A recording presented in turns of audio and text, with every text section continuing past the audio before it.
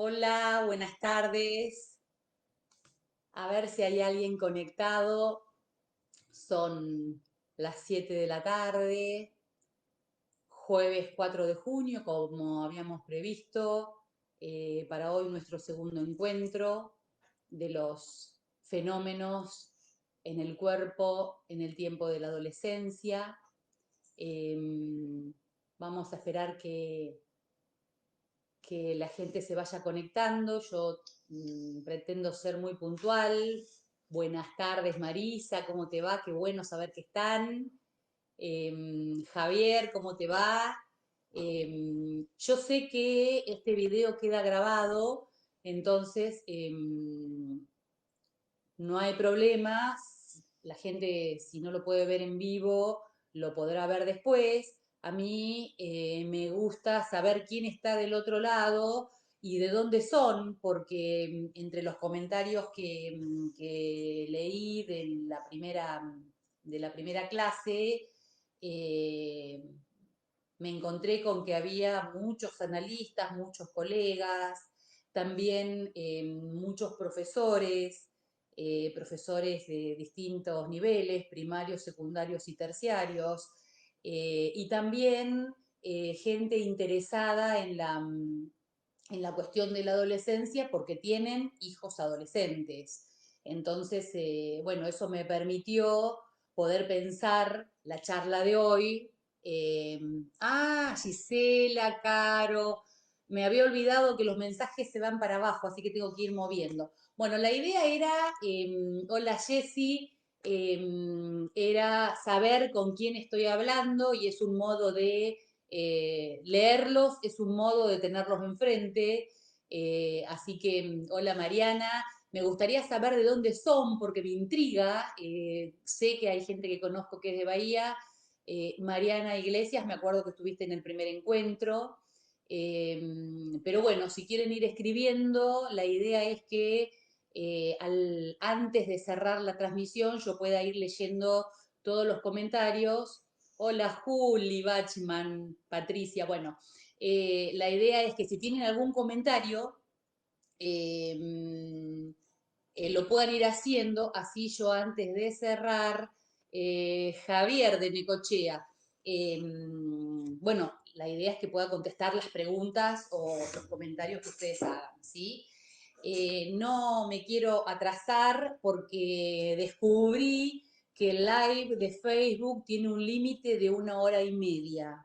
Entonces yo pensé en más o menos, de Pigüé, muy bien, y de Mar del Plata, me encanta.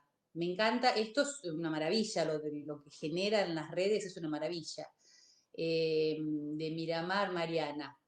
Eh, Pensé una charla de más o menos 45 minutos y traté de tomar las propuestas que ustedes me hicieron en el primer encuentro. La verdad que es bastante difícil, claramente no vamos a poder profundizar todo lo que uno quisiera, pero como hay padres y hay profesores, me parece fundamental, Ximena de Cipolletti, que bueno, del Valle, me parece fundamental poder clarificar algunas cuestiones que nosotros desde el psicoanálisis vemos y que muchas veces, pudiendo transmitirle esto a gente que trabaje con adolescentes, claramente le pueden resolver o facilitar muchas veces, mucho el tránsito del tiempo de la adolescencia, ¿sí? Bien, entonces, arrancamos el encuentro. Le vuelvo a agradecer a la gente de Comisión de Enseñanza por haberme hecho esta invitación, mis colegas del Seminario Freudiano Bahía Blanca, Escuela de Psicoanálisis, y le pedí a los chicos de biblioteca, que también forman parte de la Comisión de Biblioteca. Nosotros en el Seminario Freudiano tenemos una biblioteca exclusiva de material desde el psicoanálisis que se llama Rodríguez Ponte. Así que después del video les voy a subir el link y el Facebook y el mail, ya que ustedes pueden acceder virtualmente a la biblioteca. Tenemos un material muy rico, ¿sí? Bien, antes de empezar, quería hacer un rodeo, porque la verdad es que uno no puede dejar de ubicar que estamos en el medio de una pandemia, estamos en el medio de una emergencia sanitaria y claramente esto impacta en todo el mundo, ¿sí? No importa si son niños, si son adolescentes o si son adultos. Eh, pero claramente yo estoy convencida de que esta pandemia o esta condición de vivir de un modo distinto, ustedes verán que estoy en otro lugar hoy. Eh, Bien, en mi casa me quedé sin wifi y me vine a la casa de una amiga, de Marisa, a poder transmitir el video desde la computadora, si no lo tenía que hacer desde el celular. Hola Helga. Y desde el celular me resultaba muy difícil. Bueno, así que gracias a mi wifi que no anduvo, tapaboca mediante, salí a la calle. Pero bueno, esta pandemia y esta situación de emergencia, yo estoy convencida que recrudece mucho malestar del que la gente traía, ¿sí? Por eso hay adolescentes que la están pasando bien y hay adolescentes que la están pasando mal. Es, por esta razón es que para no desconocer esta situación en la que estamos viviendo y qué implicancia tiene el psicoanálisis con esto, es que les traje una viñeta muy cortita que encontré en el diario Página 12 y que lo publicaron el 29 de mayo, hace unos días, por si ustedes quieren rastrearlo. Lo que publican es una encuesta donde descubren que, o confirman, que 8 de cada 10 adolescentes lograron mantener una rutina diaria en su casa. Por lo tanto, 8 de 10 adolescentes están pudiendo lograr sostener la cuarentena. Pero el 78% manifiesta sentirse afectados, deteriorados emocional y psíquicamente. Entonces extraje una viñeta de lo que dice una adolescente para que ustedes empiecen a ver en la letra de un adolescente lo que vamos a desplegar después en la teoría. Dice esta adolescente: me he sentido triste, ansiosa y desesperada más de una vez, y hasta experimenté un vacío en mi interior. Me estresa no salir de mi casa ni siquiera a la esquina, tanto que hasta se me cayó el cabello, y experimenté dolores en el cuello y la cabeza de la ansiedad que siento en estos días. Antes hacía acrobacia en tela, ahora no puedo. Ahora siento mucha presión por las clases virtuales, ya que los profesores siguen manteniendo los mismos criterios que en las clases presenciales y no tienen en cuenta el contexto en el que estamos y cómo nos sentimos como estudiantes, desbordados. Me impactó cuando leí eh, esta viñeta. Acá estoy leyendo que a Anto se le tildó. Estaría bueno que me digan, así veo si tengo que cortar o tengo que seguir. Bueno, si queda grabado se verá después. Pero bueno, a lo que iba es que esta viñeta, cuando ella habla de desesperada, de que se le cayó el cabello, de que sintió un vacío, quisiera que me sigan diciendo, está bien, sigo hablando entonces tranquila, porque no a todo el mundo se le tildó. Esta viñeta se las traje para compartir con ustedes, porque esto es lo que viven los adolescentes. Los adolescentes viven todo con mucha intensidad, ¿sí? Fíjense que habla de desesperación. Hola, Patri. Bien, entonces, para empezar a meternos en nuestra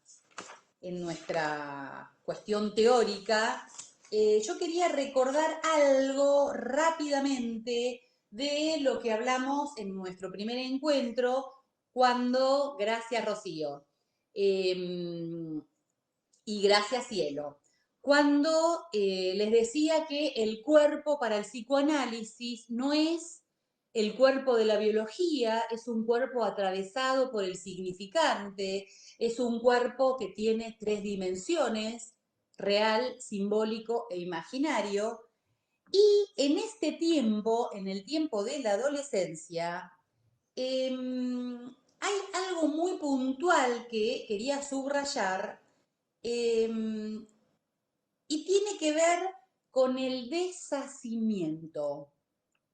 Les voy a leer un parrafito que escribió Freud en la novela familiar de los neuróticos. Dice, en el individuo que crece, el deshacimiento de la autoridad parental es una de las operaciones más necesarias y dolorosas del desarrollo.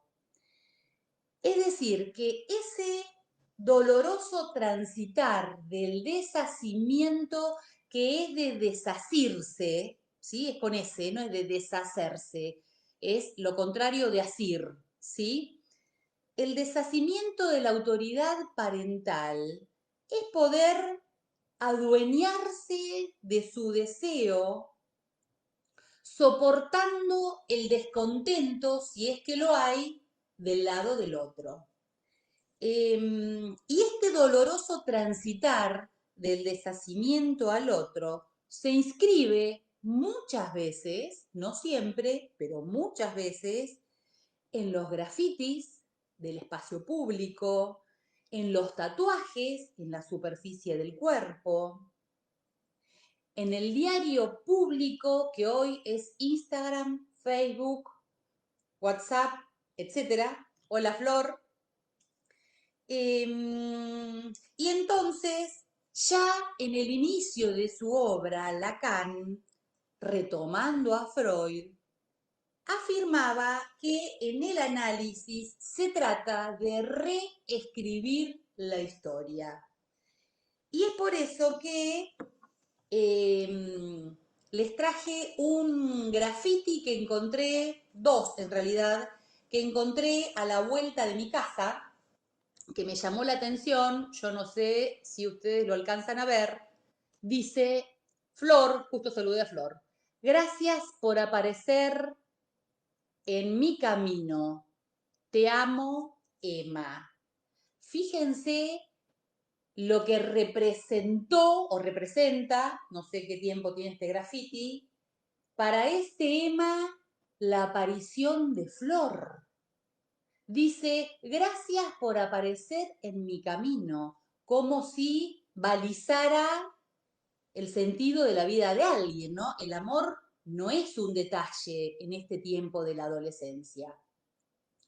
Fíjense otro que encontré también en uno de los laterales del Teatro Municipal. Amen así, sin tilde. Es decir, el amor en el tiempo de la adolescencia no es un detalle.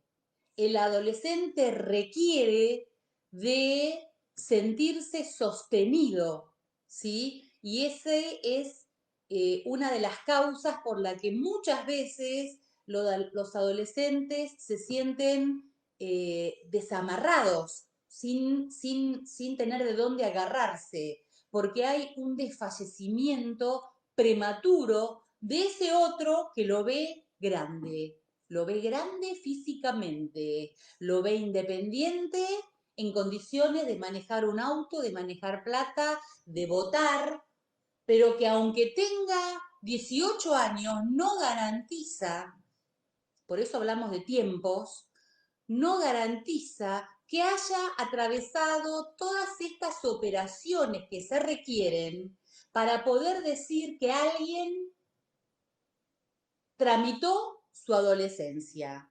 tramitó la pérdida del lugar que él tenía para el otro, logró la identidad sexual, logró la estabilidad anímica que se requiere para poder decir, bueno, ya es adulto, y además logró esto que le venía diciendo recién, logró desasirse de la autoridad paterna. Es decir, hay muchos adolescentes que transitan este tiempo con avatares, con algo de incertidumbre, con algo de mal humor, pero si tiene recursos simbólicos y está sostenido por el otro, no importa encarnado en quién, el otro puede ser la abuela, puede ser el padre, la madre, la preceptora de la escuela, el profesor de inglés, no importa quién. Pero es verdad que hay adolescentes que disfrutan de esta etapa. Hay adolescentes que ni se enteraron de los duelos por los que atraviesa un adolescente, cualquiera. Ahora, pasa que hay sujetos que tienen muchas dificultades para tramitar estos duelos. El duelo implica perder identificaciones viejas para adquirir identificaciones nuevas. Por eso es que el adolescente muchas veces cambia y cambia de carrera, cambia de novia, cambia de novio, cambia de actividad física, cambia de instrumento de música, es decir, está buscando un lugar en el mundo. Bien, de todas las sugerencias que ustedes muy gentilmente me hicieron, una de las primeras, por supuesto que no me voy a acordar quién me la hizo, si está acá escuchando me lo pueden hacer saber, fue en relación a la apatía, ¿sí? Es decir, cómo se da frecuentemente, si bien es como una característica que podríamos pensar como general, como que uno tiene en la idea de que los adolescentes son apáticos, desinteresados.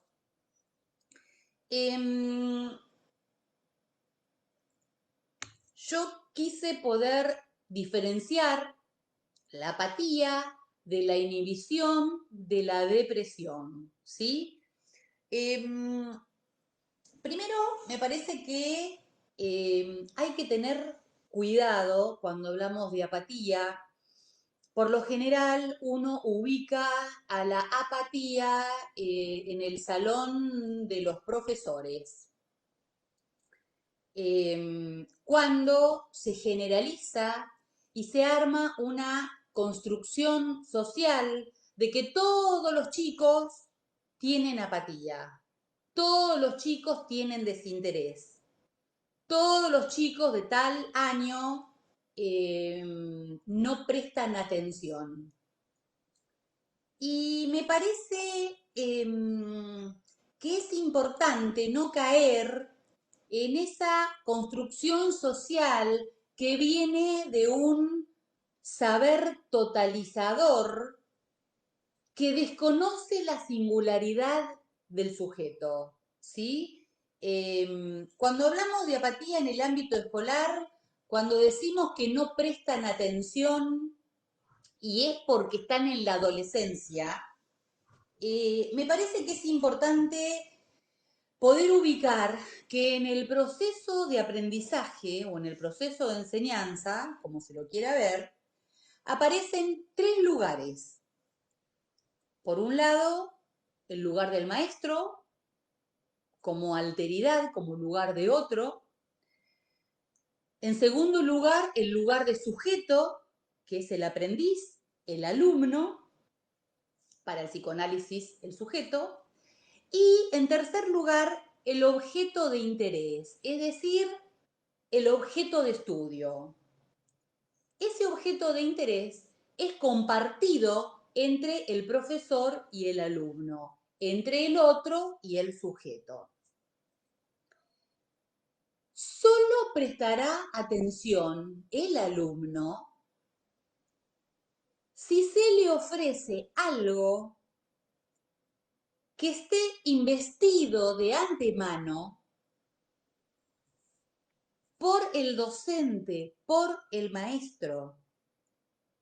Es decir, en tanto el deseo es el deseo del otro, el maestro ofrece algo ahí para estudiar en lo que está implicado, en lo que está, les diría, apasionado, por poner una palabra que no tenga que ver con el psicoanálisis.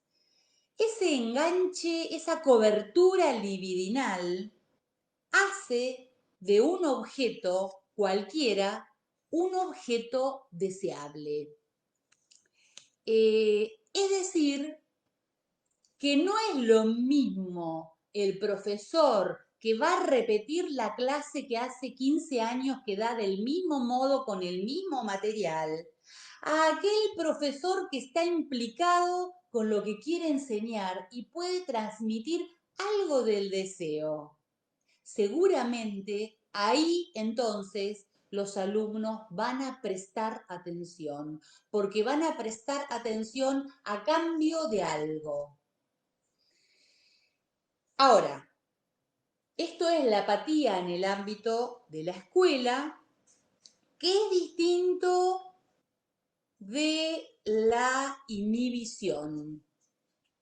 Ustedes vieron que en los neuróticos la inhibición, el síntoma y la angustia es algo del orden de lo esperable, ¿sí?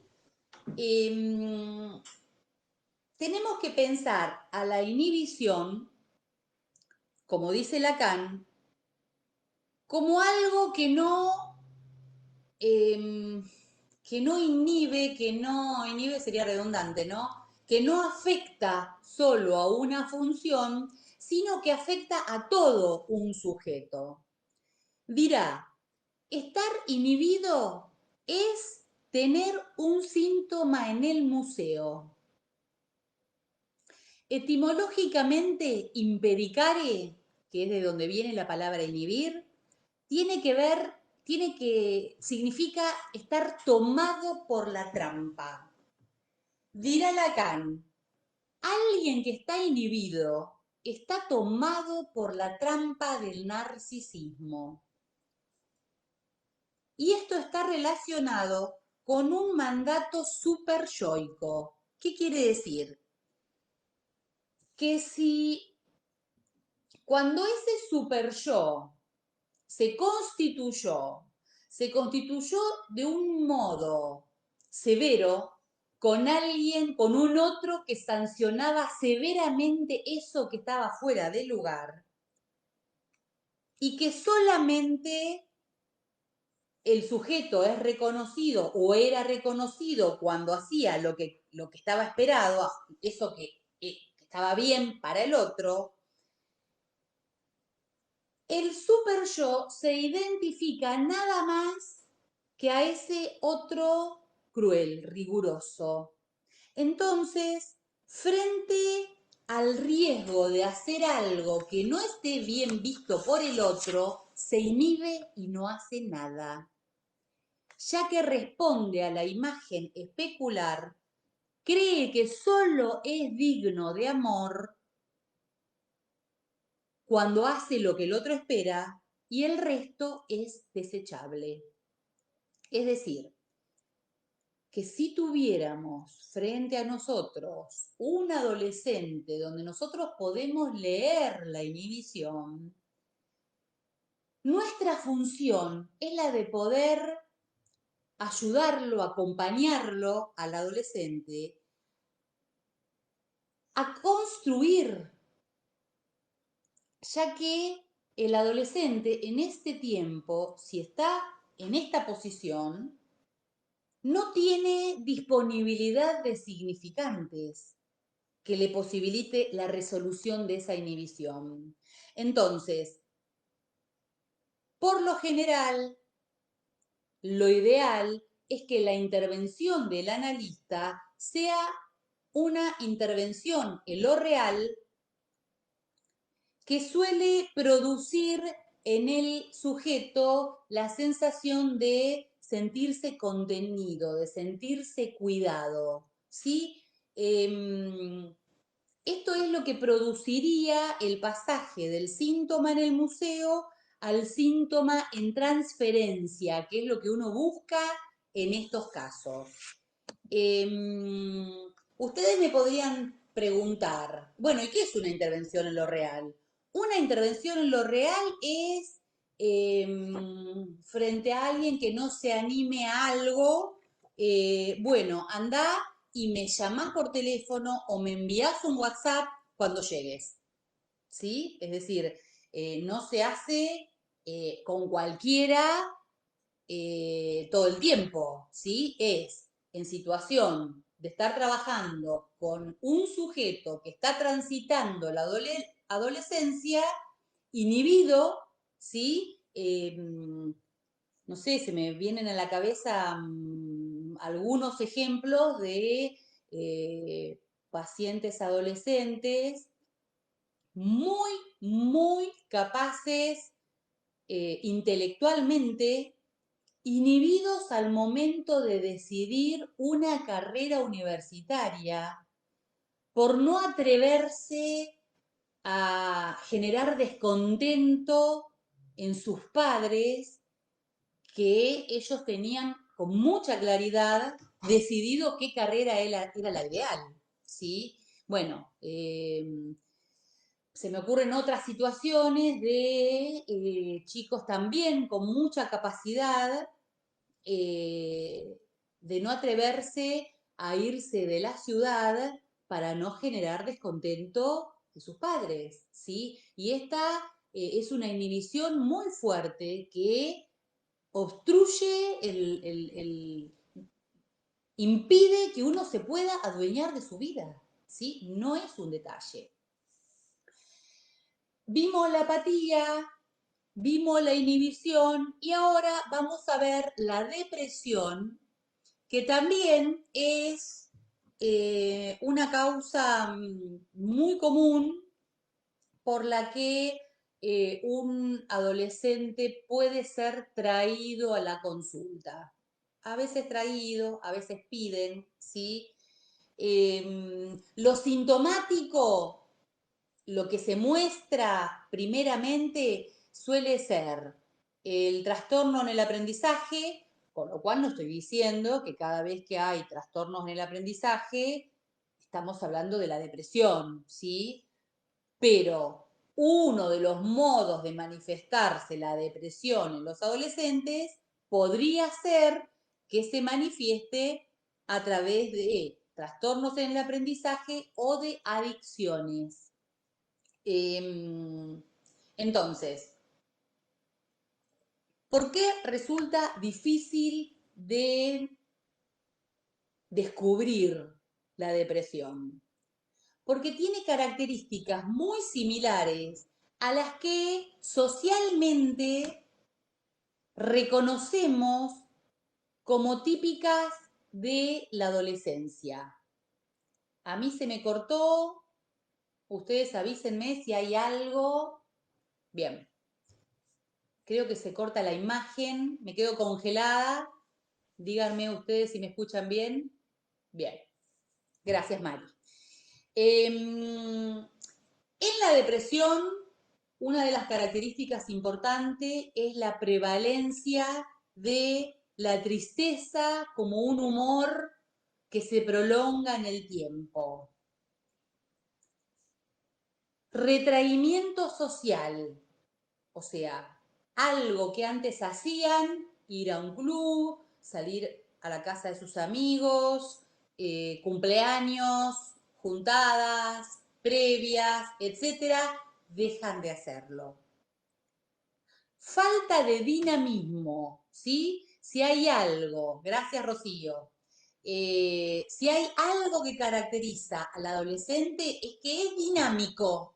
Justamente el otro a veces tiene que parar. Si vas a un lugar, no vas al otro. Si vas, uno tiene que regular porque tiene mucho dinamismo, tiene mucha energía, ¿sí? Más allá de que pueda ser tranquilo. Y a veces también en la depresión aparece alteraciones en el sueño. Si hay algo que es un problema en pacientes que tengan estas características, es que además los padres adquieran, yo digo, un rol policial, ¿sí? De querer controlar y de querer exigir que hagan, que se levanten, que vayan. A ver, esto es algo del orden de lo psíquico, no es algo del orden de la voluntad.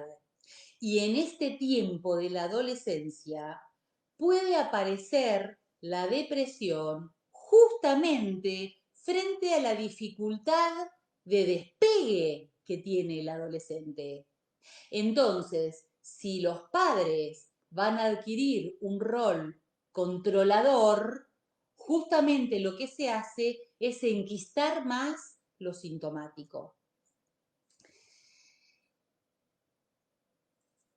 Así como repasamos el tema de la apatía, la inhibición y la depresión, no quería dejar de revisar dentro de los fenómenos en el cuerpo en el tiempo de la adolescencia el tema de los tatuajes. Hay un texto de Lacan que se llama En la agresividad en psicoanálisis, donde él venía hablando de la fragmentación del cuerpo. Les voy a leer la viñeta que elegí. Hay una relación específica del hombre con su propio cuerpo que se manifiesta igualmente en la generalidad de una serie de prácticas sociales, desde ritos del tatuaje, de la incisión, de la circuncisión en las sociedades primitivas, hasta en lo que podría llamarse lo arbitrario de la moda, en cuanto que desmiente en las sociedades avanzadas ese respeto de las formas naturales del cuerpo humano cuya idea es tardía en la cultura. Es decir, esta cita nos recuerda que el sujeto recurre a este artificio del tatuaje para portar en su cuerpo algo del orden del deseo, porque se usa, porque hace un pacto con su pareja, con sus hijos, con sus abuelos, etc. Y también lo puede hacer para diferenciarse del resto. Para diferenciarse del resto, podríamos pensar el adolescente de los adultos que no se tatúan, o también podríamos pensarlo para formar parte de un grupo. Entonces, los mejores amigos, los primos, los hermanos, etcétera, se tatúan el mismo tatuaje. Hasta acá podríamos estar pensando en una vertiente, no sé cómo llamarlo, inofensiva del tatuaje. Ahora, También podemos pensar, así como dijimos que el cuerpo tenía 3 dimensiones, podemos pensar el tatuaje también en esas 3 dimensiones. En tanto, en la dimensión imaginaria, el tatuaje vendría a ser una marca a mostrar, aunque se haga en un lugar escondido del cuerpo. En la dimensión imaginaria, en la dimensión simbólica, en la imaginaria la que dije recién, en la dimensión simbólica, el tatuaje es una escritura, una letra que hace marca, que hace huella, pero que solo a partir de la presencia del otro será posible que ese jeroglífico sea leído. Sería una salida para invocar a un otro, ¿sí? A alguien que pueda hacer lectura. Dice Lacan, la incisión tiene precisamente la función de ser para el otro, de situar en él al sujeto, señalando su puesto en el campo de las relaciones del grupo entre cada uno y todos los demás. Cuando yo leí esto de Lacan, tratando de extractar algo para mostrarles desde el psicoanálisis, ¿sí? Pensé que la idea que les quiero transmitir es que entonces el tatuaje es algo que el sujeto utiliza, escribe su cuerpo, a algo que ahí no puede poner en palabras, ¿sí? Hay un goce que se comparte entre lo que uno dice y lo que uno se tatúa. La diferencia es que cuando uno habla hay lazo social. Pensé en una viñeta de una paciente que atendí hace muchos años, pero muchos, que ya debe ser mamá, que es traída a la consulta por una rebeldía, una serie de desajustes en su conducta, de pegar portazos, de estar mal. Bueno, los padres, la escuela requirieron una intervención. Ella es traída, pero rápidamente logra generar un lindo vínculo. Y entonces ahí me cuenta que se estaba haciendo un tatuaje. Yo le pregunto, ¿pero cómo te estás? Sí, sí, porque es un tatuaje que se tiene que hacer en más de una sesión. Bueno, lo tenía cubierto. A las 2 o 3 semanas me lo muestra. Era una verdadera obra de arte. Era un tatuaje muy, muy lindo, muy colorido, en gran parte de su espalda y su brazo. Y claro, para ese tiempo, cuando yo logro ver el tatuaje, porque ya se había cicatrizado, ya había escuchado en ella una nena mal mirada que había nacido a destiempo, con padres muy rígidos, muy cuestionadores, muy descontentos.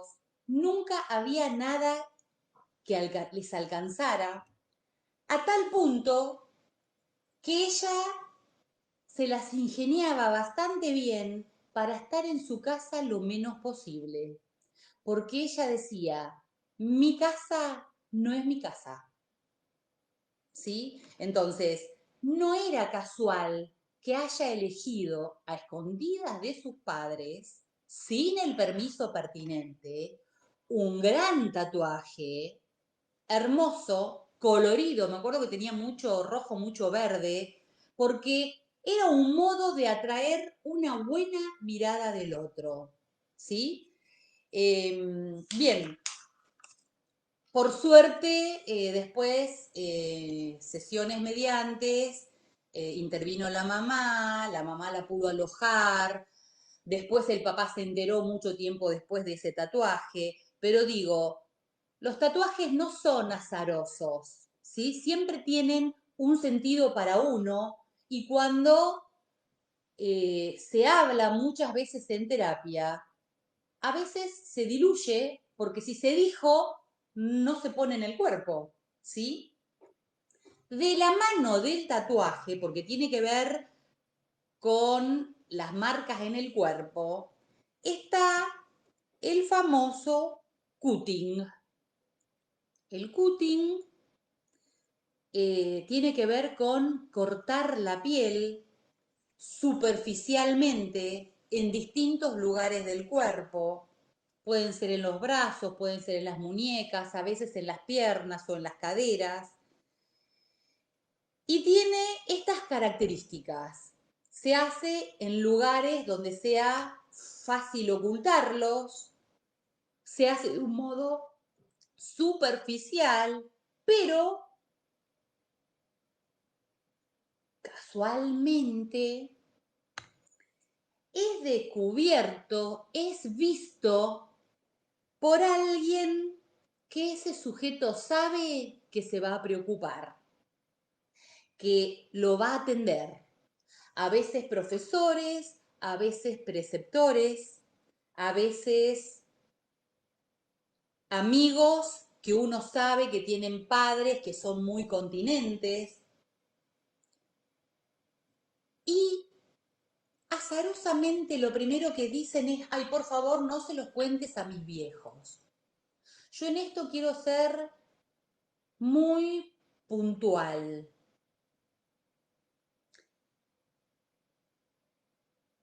Estos chicos hacen esto porque tienen semejante malestar encima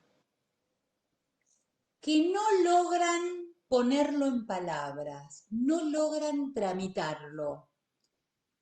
Y si bien al cortarse sufren, experimentan dolor físico, lo que ellos manifiestan es que les genera alivio. Sienten liberación de ese dolor emocional que ya no pueden soportar. El problema es que entonces se cortan para tramitar ese dolor, esa tristeza, esa ansiedad que sienten. Y si esas situaciones no se resuelven, se vuelven a repetir. Entonces, ojo, porque lo que yo escucho en el mundo de los adultos está llamando la atención. Y ojo, porque es verdad que está llamando la atención, pero lo está haciendo inconscientemente. Está pidiendo auxilio, está sufriendo. Por eso les leí al principio esto de página 12, donde la chica decía desesperada. Es desesperación lo que sienten, ¿sí? Y la verdad es que si hay algo que me parece que es lo más contraproducente que le puede pasar a un adolescente que está desesperado del malestar que tiene, que a veces ni sabe por qué es eso que siente lo que siente, que necesita cortarse para sentir alivio y que de pronto se encuentra con un otro que lo reta, que lo condena, que lo castiga, que no lo escucha, que lo mal mira, o peor aún, que lo minimiza y le dice, ah, es superficial, ponete la curita y listo. Es decir, el cutting da cuenta de que el adolescente tiene un cuerpo que goza, que sufre, que duele, que grita. Un cuerpo que habla y que además es hablado por los docentes, por los padres, por la cultura, porque parece que el adolescente tiene que tener un cuerpo determinado. Entonces, aquellos adolescentes que se autolesionan, lo que están haciendo es mostrarle al otro que lo necesita. Le está mostrando de su sufrimiento, de sus traumas, de su propia historia que no logra de reescribir. Podríamos pensar al cutting o lo podríamos relacionar con un intento de suicidio, porque de verdad que los adultos se asustan relacionando él se quiso cortar las venas. A mí me cuesta pensarlo como un intento de suicidio, porque si está llamando la atención del otro para que el otro lo aloje, es porque tiene deseo de vivir, solo que deseo de vivir bien. Entonces, para mí el cutting tiene que ver con un momento de desesperación, ahí donde siente que el otro no lo puede alojar, no lo puede entender, que está distraído, ¿sí? Eh, por supuesto que, bueno, sí, creo que me lo propuso Virginia Cuar, que también la había ahí conectada, y el acting out y el pasaje al acto son dos conceptos que para trabajar con adolescentes necesariamente un analista tiene que poder ubicar.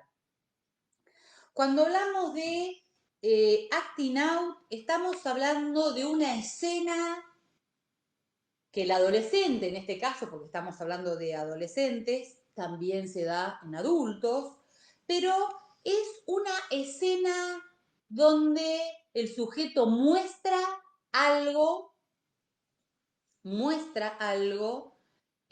por lo general de un modo desafiante, y en realidad lo que está reclamando es que alguien lo pueda leer, que alguien lo pueda interpretar de un modo más sencillo. Podríamos decir que requiere que aparezca alguien, un otro, que lo soporte, que lo sostenga.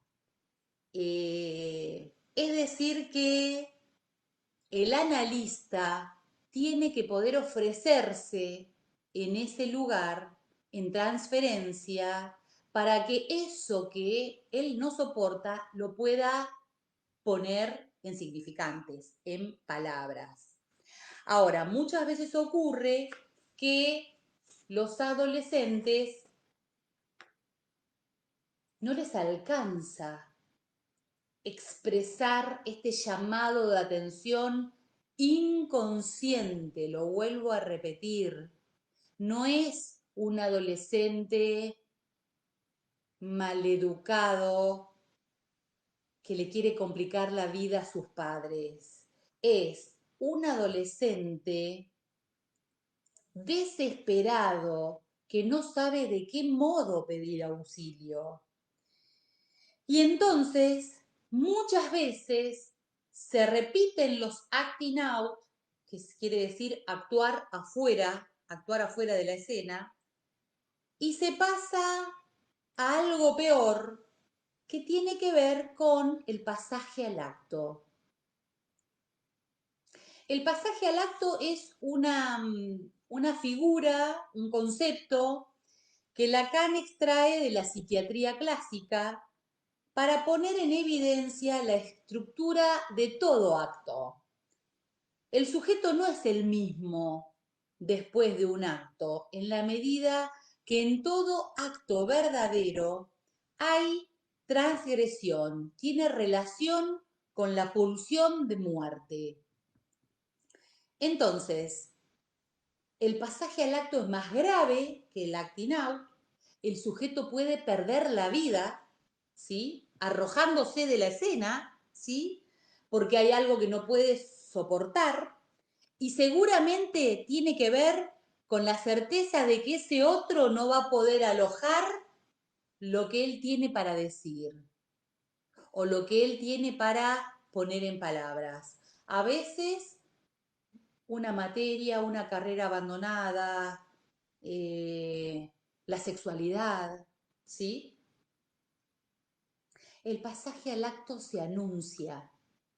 Muchas veces pasa cuando alguien se suicida, que después los amigos o los familiares pueden hacer lectura de esto, de las escenas que montó con anticipación. Y en un segundo momento lo que sucede es que se arroja de la escena. Esa escena le desaparece. Fíjense si no es trivial cuando hablamos de sujetos adolescentes que tienen conductas que generan rechazo en los adultos, si no es importante que los adultos podamos pensar que no siempre es consciente, que no siempre lo hace para hacerme enojar, para hacerme rabiar, para reclamar mi atención, ¿sí? Lo hacen inconscientemente. Bien, ya van 50 minutos. Bien, yo no sé si, no quiero seguir, había preparado también algo de psicosomáticas, pero va a ser mucho. Prefiero empezar a leer los comentarios, así nos manejamos relajados con tiempo, ¿sí? Así que pueden pensar y hacerme comentarios o preguntas, así podemos intercambiar un poco y hacer de cuenta que estamos todos en la sede del Seminario Freudiano Escuela de Psicoanálisis charlando personalmente. A ver si encuentro alguno de los comentarios o preguntas para poder seguir charlando. Bueno, me gustaría escuchar alguna opinión de gente que sé, por ejemplo, María Belén, que son profesores, ¿sí? ¿Vieron? Yo cuando decía esto recién pensaba en muchos comentarios de adolescentes que atiendo que dicen, ¿sabés que a partir de este año me empezó a gustar la matemática? Me empezó a gustar el inglés y cuando uno empieza ahí a preguntar, es que fulano es un copado, es decir, claramente muchas veces los chicos creen que hay algo que no les gusta y en realidad no es por la materia en sí, sino por cómo se lo transmitieron. Bueno, que en realidad no se lo transmitieron, ¿no? Justamente. Lili desde Casbah, desde Mar del Plata, Cipolletti, eh, Helga de Buenos Aires, de Tres Lomas, me encantó. Bien, acá me parece que encuentro un comentario que dice, Rocío, hay frases muy fuertes hoy en día y hay que tener mucho cuidado al decirlas. Escucho mucho, si se quiere matar ya lo hubiera hecho, solo está jodiendo. Y es difícil, y más cuando los padres no tienen intención de informarse siquiera. Por eso me parece importante que quienes estamos en el tema de salud podamos hacer transmisión de esto, porque podemos hacer de agentes duplicadores. Yo trabajé muchos años con niños y durante muchos años me ofrecía, y por supuesto que la invitación era aceptada, a ir a los jardines de infantes de las afueras de Bahía para poder transmitirles a las madres que hay cosas que no son del orden de lo natural, que un niño juegue, que un niño respete un límite, que un niño pueda convivir con un hermano, no es del orden de lo natural. Tiene que haber un otro que regule, ¿sí? Lo que yo escuchaba, bueno, la razón por la que era convocada siempre en los jardines de infantes era límites, límites, límites, porque había agresión.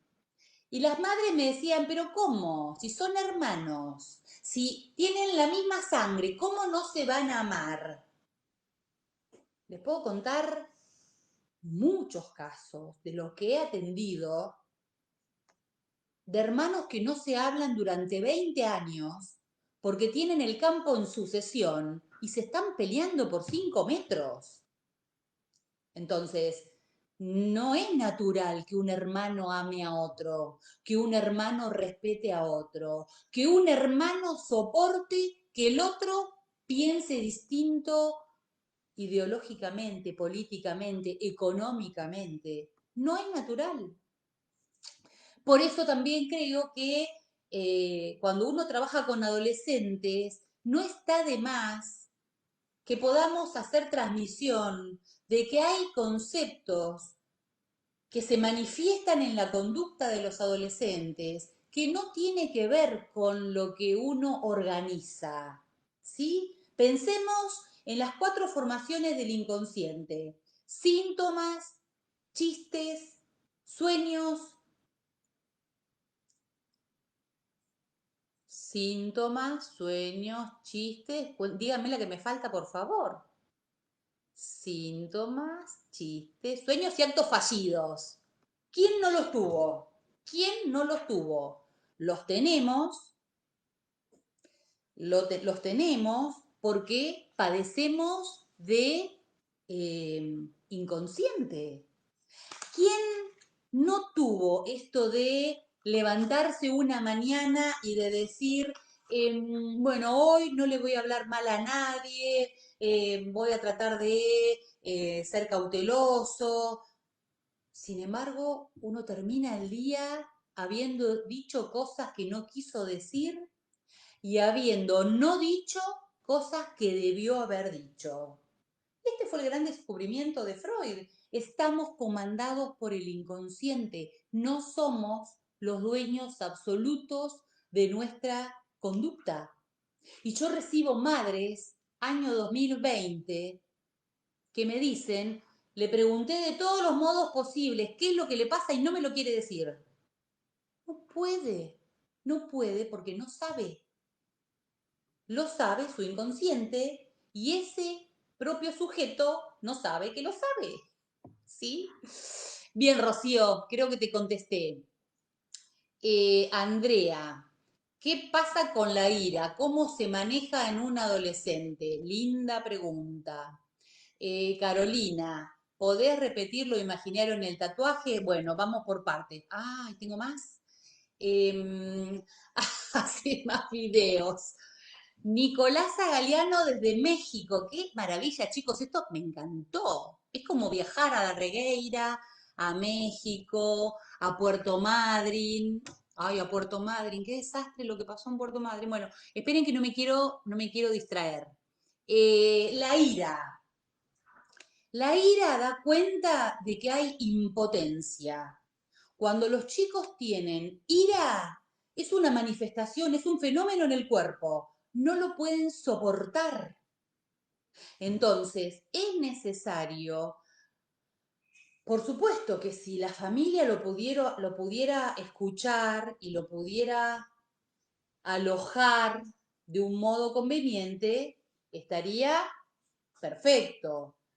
Pero si la familia se preocupa porque aparecen estas cosas de la ira, estas situaciones de la ira, y fuera a un analista, en el primer tramo del análisis, lo que debiéramos intentar nosotros como analistas es consolidar un espacio de soporte real, apostando a que ese sujeto pueda armar una trama discursiva, que pueda poner palabras, no a por qué te enojas. Palabras, significantes, historizarse, digo yo.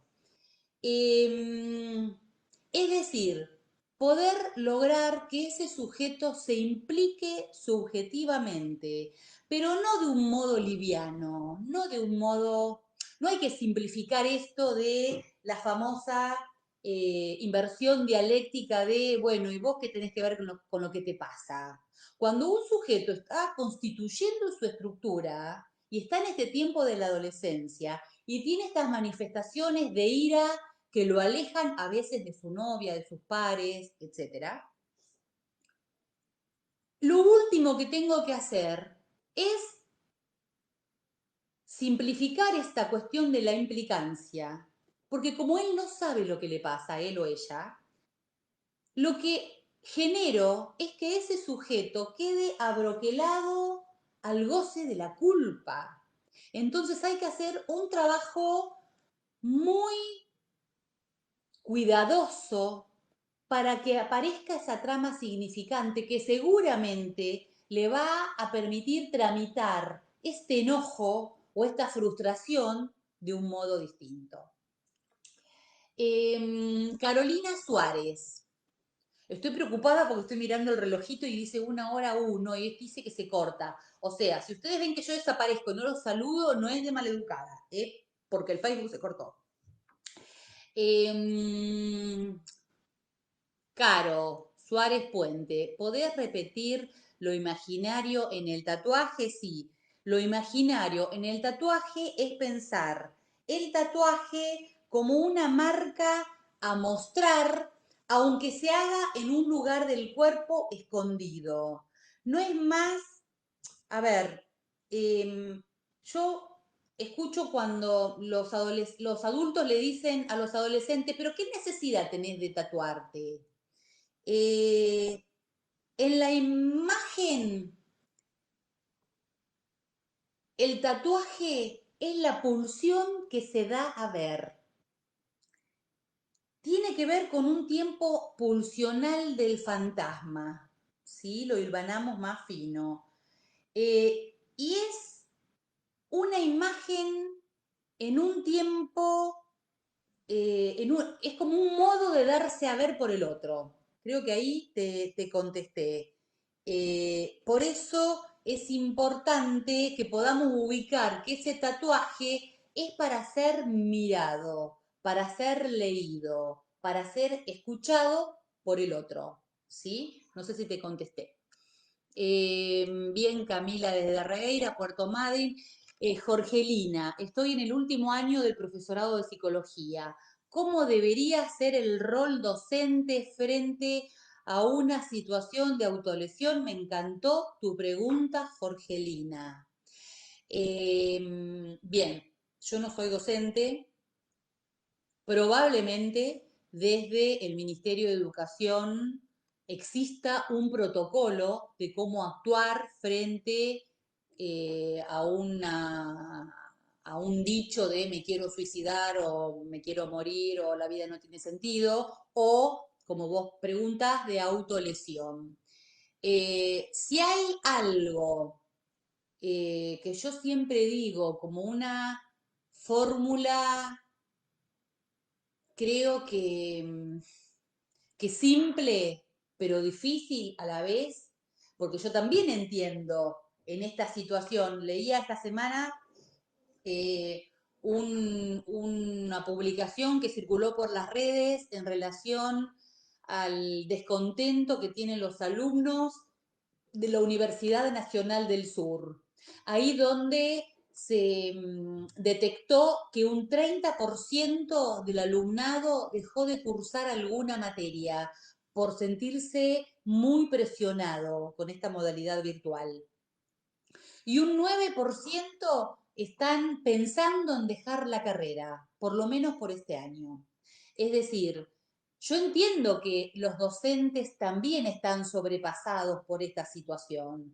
Ahora, si vos sos profesora y ves que hay alguien que se autolesiona, el rol me parece que es fundamental porque por lo general son los docentes, son las maestras en la escuela lo que detectan. Tienen esta cosa de detectar que hay alguien que le pasa algo, por más que tengan 30.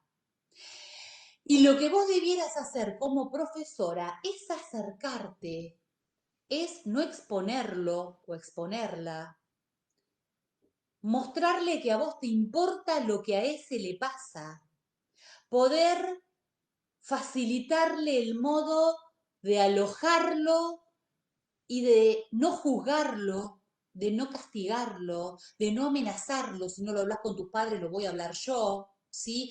A mí me parece que es poder leer, aunque no seas psicoanalista ni estés en transferencia porque no es tu paciente, poder alojar eso que ese tiene para decir, aunque vos no lo puedas leer, porque ese sujeto tampoco te va a poder decir por qué lo hizo. Te va a decir, no sé, lo necesité hacer, no lo hago más, que no se enteren mis padres. El rol del profesor es poder alojar el malestar.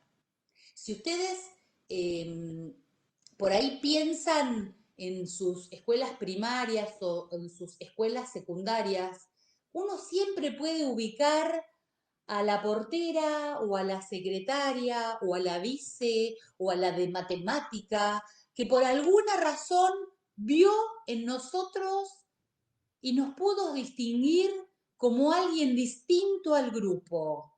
Nos pudo llamar aparte, nos pudo preguntar qué nos pasaba, ¿sí? Y eso tiene que ver con el poder respetar la subjetividad. Esto que les decía hoy de la apatía, ¿sí? Es fácil decir, estos adolescentes son todos apáticos, no les interesa nada de lo que yo les tengo que enseñar, sin implicarse uno si está realmente comprometido con lo que uno quiere transmitir. Jorgelina, espero haberte respondido. Fallidos, era lo que la cuarta formación del inconsciente que me había. Tengo un montón para contarles, pero bueno. Entre hermanos hay un montón de cuestiones de rivalidad, amor y hostilidad en relación al objeto de amor, ¿no? Sí, Pamé, sí. Y es esperable que aparezca la hostilidad, que aparezca la rivalidad, que aparezca la comparación. Ahora, no es lo mismo que los padres o el que oficie de padre, ¿sí? ¿Recuerdan que no hablábamos de personas, padre biológico, madre biológica? El otro, el gran otro, del que hablábamos en el primer encuentro, no es lo mismo que ese se mantenga al margen, esperando a que esos hermanos diriman sus diferencias, a que ese otro pueda intervenir. Entonces, ¿por qué se pelean? Y porque él es de River y yo soy de Boca. No, no, no, a ver, fulano es de River y vos sos de Boca, no está mal. Ay, pero no, porque los de Boca, fulano es fulano y vos sos vos. Si hay un otro que puede pacificar y que puede legitimar la diferencia, serán hermanos que se podrán soportar el día de mañana con las mujeres, con los hijos, con las familias políticas, con etcétera, de diferencias que puedan surgir. No sé si te contesté, Pame. Desde Sierra de la Ventana, Gaby, qué placer estar en Sierra de la Ventana, que sé que pueden circular adentro. Hugo, me surge la pregunta de cómo encarar la dificultad que se presenta en los adolescentes de poder construir un proyecto de vida, principalmente en adolescentes que se encuentran en situaciones de vulnerabilidad psicosocial, donde hay falta de un sostén del grupo primario. Te contesto rápido porque tengo miedo que se corte, Hugo. El sostén, en el mejor de los casos, en la situación ideal, es papá o mamá. Pero no importa, si no existiera papá o mamá biológica, puede ser el psicólogo, el trabajador social, el preceptor del hogar donde vive, la secretaria de la sala médica donde, ¿sí? Es decir, es cualquier adulto que lo pueda alojar de un modo distinto, que lo pueda ayudar a reconocerse como sujeto, sujeto de derechos, ¿sí? Y creo que el proyecto de vida es tan difícil en adolescentes que se encuentran en situación de vulnerabilidad psicosocial como en los otros, porque el otro social, el otro de la cultura, espera que una criatura de 17 años, además de poder manejar un auto, de poder votar, de manejar una tarjeta de débito o de crédito, de salir solo a bailar o sola con su grupo de amigos, tenga la capacidad de decidir con certeza qué va a estudiar, con qué estilo va a vivir su vida. En ningún lugar está escrito. Hay chicos que requieren de otro tiempo para madurar si quieren estudiar o no, si quieren tener un emprendimiento personal o no. Por supuesto que muchas veces cuando hay vulnerabilidad social hay mucha más dificultad porque tienen muchos menos recursos económicos para tener un emprendimiento, por ejemplo. ¿Sí? Ahí el Estado tiene un papel importante. Julia, gracias por tu comentario. Yo sabía que el auditorio iba a ser vasto, no era nada más que de colegas analistas, y había profesores, había padres, entonces traté de buscar algo que sea accesible y que pueda generar un intercambio. Natalia de Pesinia, de Coronel Dorrego. Hay un protocolo a seguir.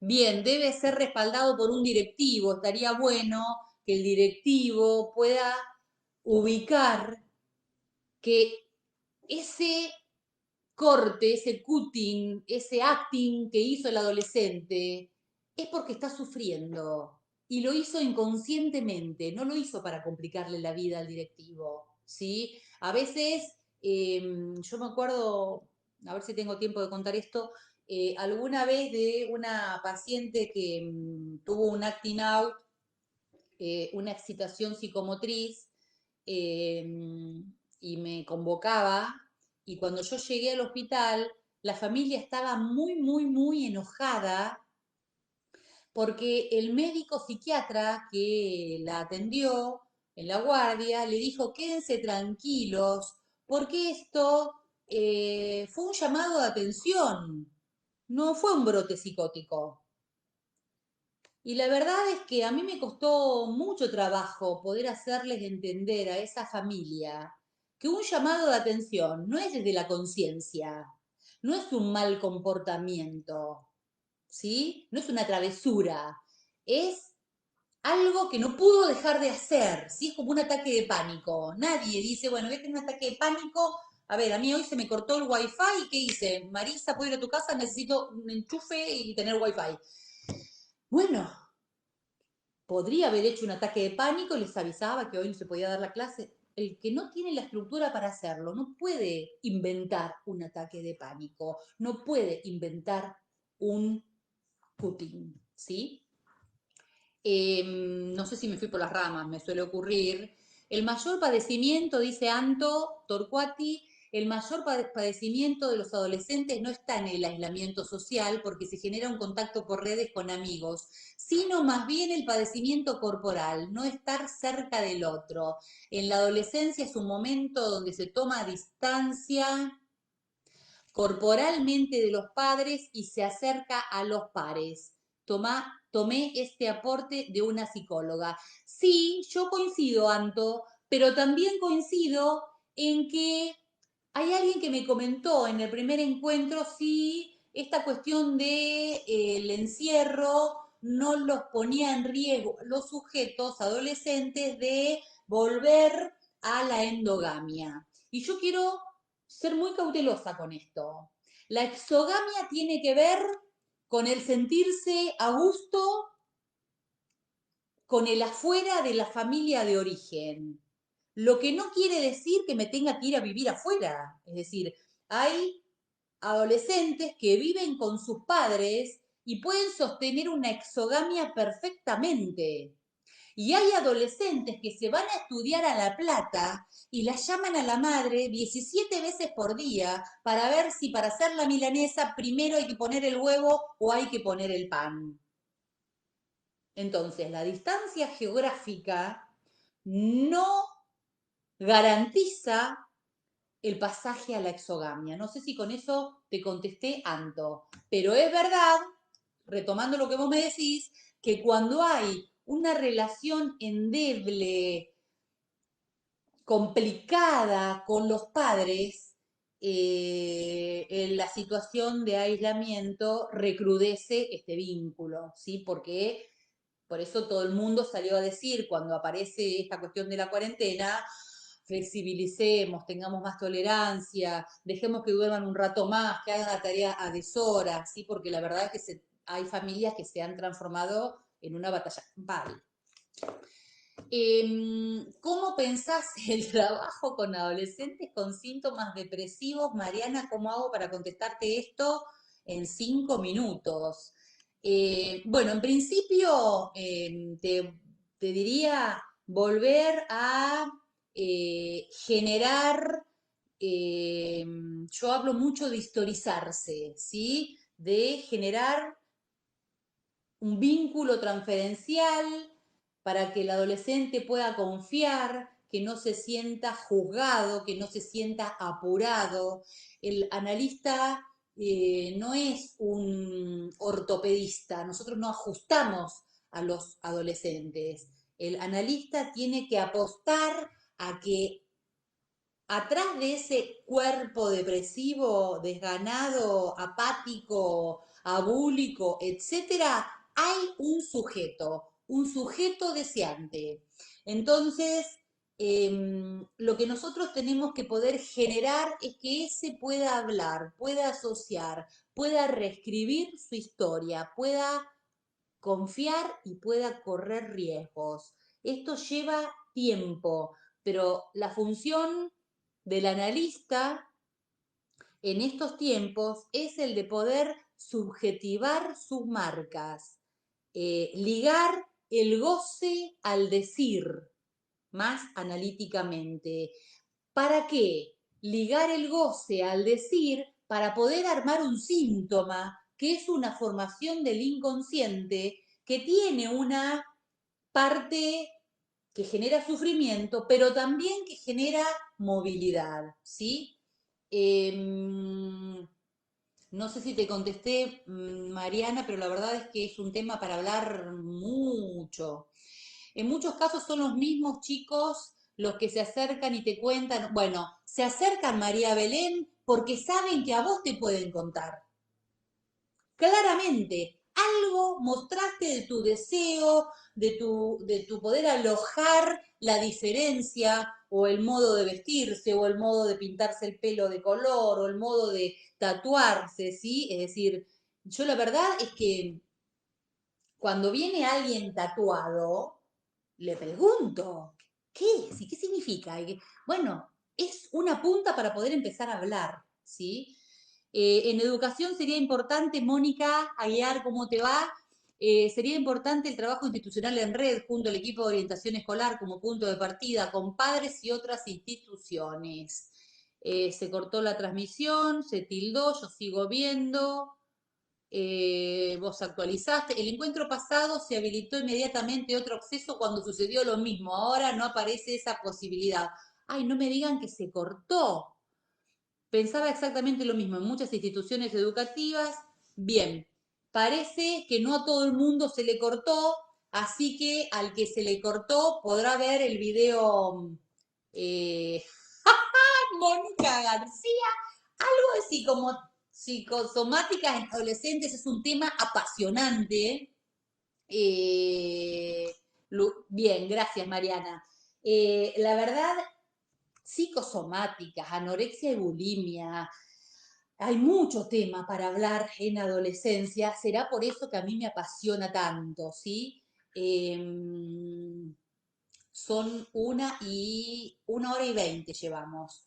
Em, para intentar decirte algo, Mónica, rapidísimo, es que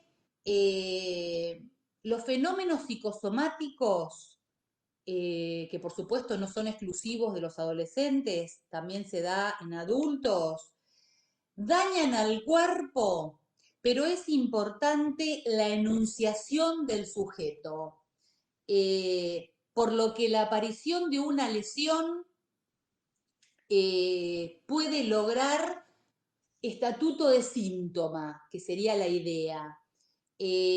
Por lo general, gracias María Belén, por lo general, eh, Marisa Sara, temazo para la próxima. Sí, yo creo que el tema psicosomática es un tema re interesante, sobre todo porque se presentan como sobreadaptados, como que no tienen angustia, no buscan consulta, ¿sí? Pululan de médico en médico.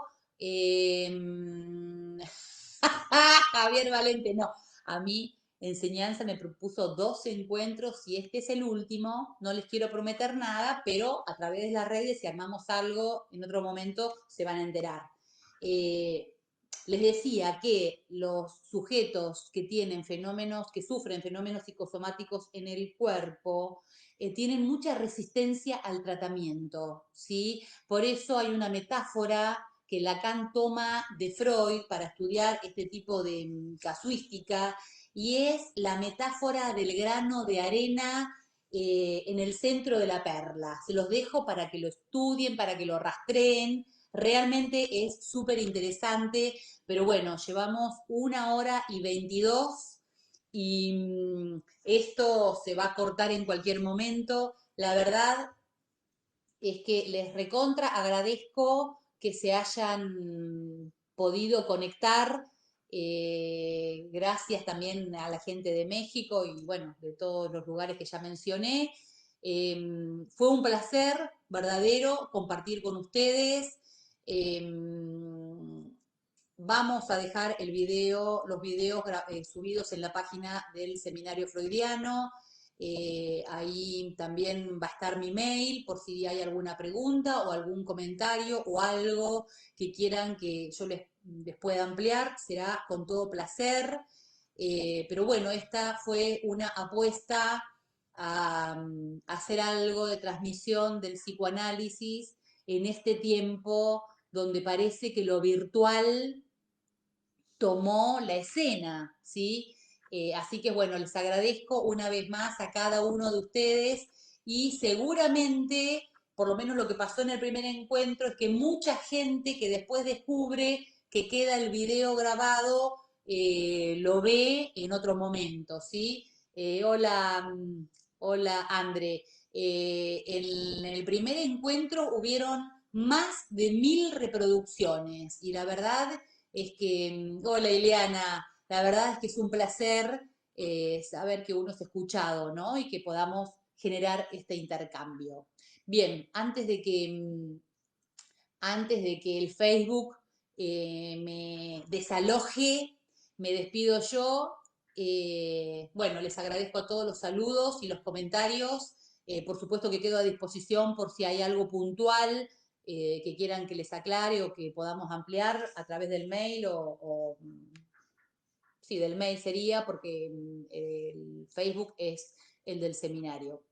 Bien, los dejo con un beso grande, que disfruten la cuarentena, algo hay que encontrar para disfrutar, así será más llevadero, y bueno, será hasta la próxima. Un placer y gracias por todo.